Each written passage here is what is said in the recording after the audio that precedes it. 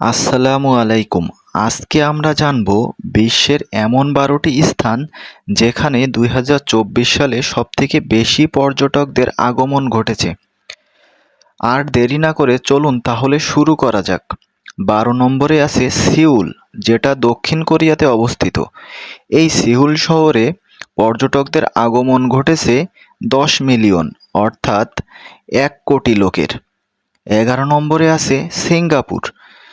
সিঙ্গাপুরে পর্যটকদের আগমন ঘটেছে 11 মিলিয়ন, অর্থাৎ 1,10,00,000 মানুষের আগমন ঘটেছে এখানে। 10 নম্বরে আছে ইস্তাম্বুল, যেটা তুরস্কে অবস্থিত। এই ইস্তাম্বুল শহরে পর্যটকদের আগমন ঘটেছে 12 মিলিয়ন, অর্থাৎ যেটা 1,20,00,000 মানুষের আগমন ঘটেছে। 9 নম্বরে আছে কুয়ালালামপুর, মালয়েশিয়াতে অবস্থিত।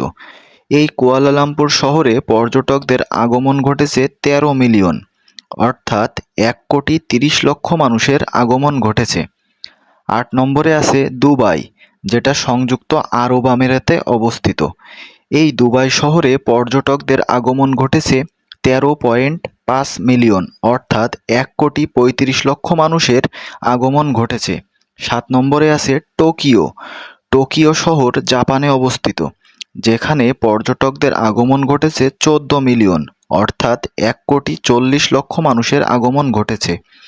6 নম্বরে আছে হংকং। হংকং চীনে অবস্থিত।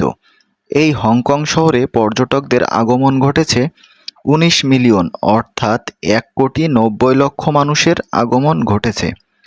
5 নম্বরে আছে বার্সেলোনা। বার্সেলোনা স্পেনে অবস্থিত। এই বার্সেলোনাতে মেসি, নেইমারের মতো অনেক জনপ্রিয় খেলোয়াড় খেলেছেন। এই বার্সেলোনা শহরে পর্যটকদের আগমন ঘটেছে 20 মিলিয়ন, অর্থাৎ 2 কোটি মানুষের। 4 নম্বরে আছে ব্যাংকক। ব্যাংকক থাইল্যান্ডে অবস্থিত। এই ব্যাংকক শহরে পর্যটকদের আগমন ঘটেছে 22 মিলিয়ন, অর্থাৎ 2,20,00,000 মানুষের। 3 নম্বরে আছে লন্ডন। লন্ডন যুক্তরাজ্যের রাজধানী।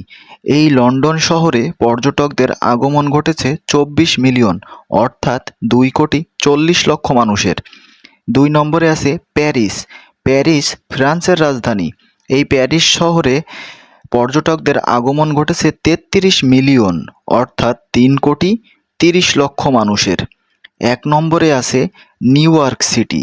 নিউ ইয়র্ক সিটি মার্কিন যুক্তরাষ্ট্রে অবস্থিত।